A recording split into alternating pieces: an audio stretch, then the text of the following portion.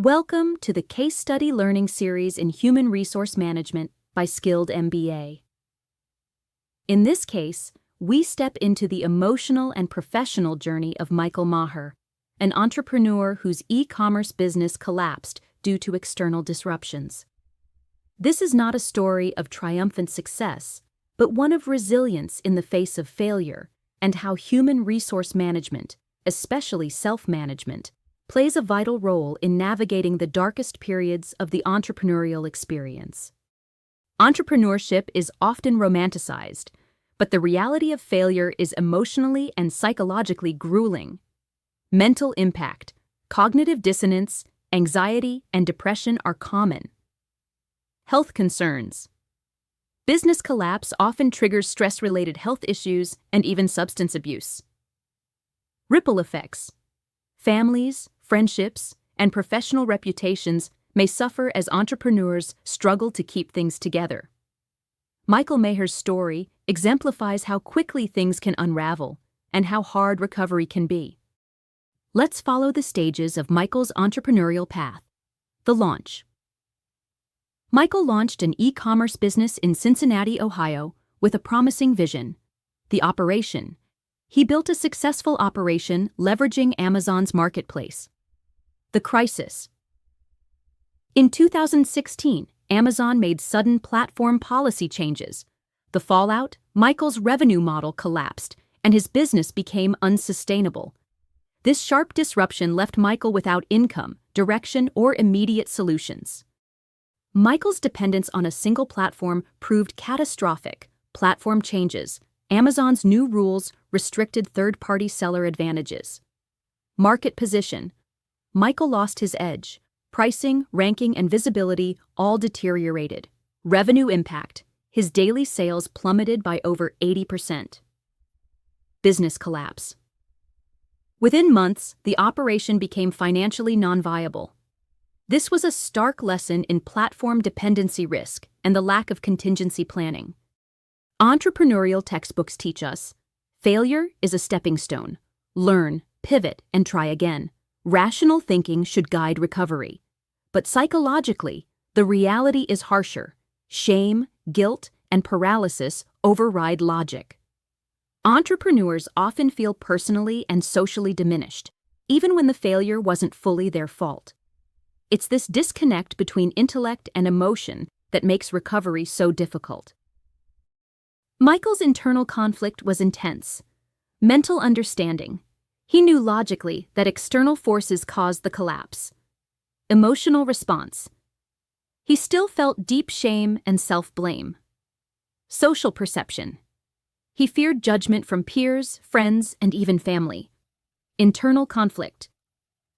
This dissonance created emotional paralysis, making decision-making harder and further delaying recovery. This highlights the emotional complexity of failure, often overlooked in strategic discourse. Entrepreneurship wasn't just Michael's career, it was his identity, professional identity. Once the business failed, he questioned his worth, leadership, and competence. Social identity. Relationships built around his professional status began to fade. Self-perception. His inner narrative was dominated by doubts and a perceived lack of value.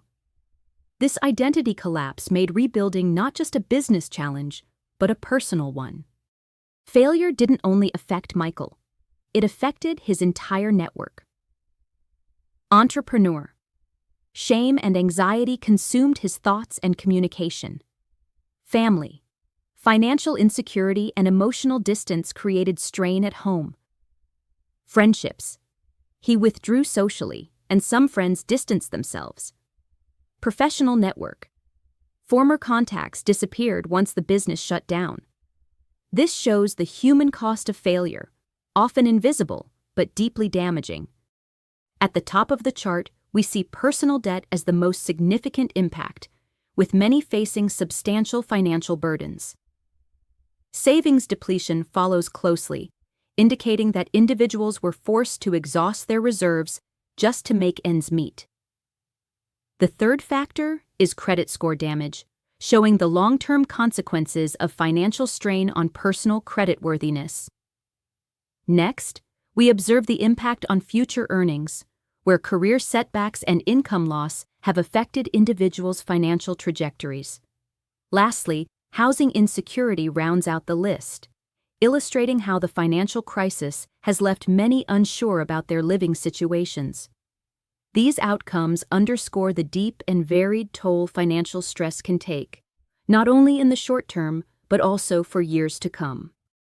Michael's emotional journey followed 4 key phases: initial shock, disbelief and paralysis as his Amazon-driven business tanked, depression, persistent sadness, regret, and internalized failure, meaning, making, reflective efforts to understand what happened and why, gradual recovery, rebuilding identity, perspective, and courage.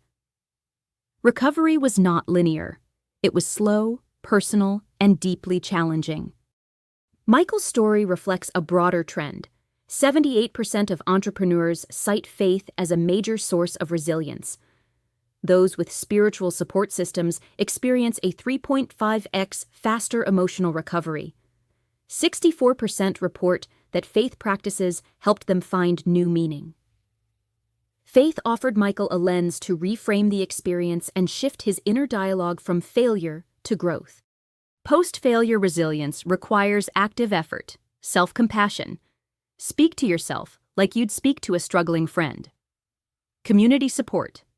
Surround yourself with peers who understand the entrepreneurial life.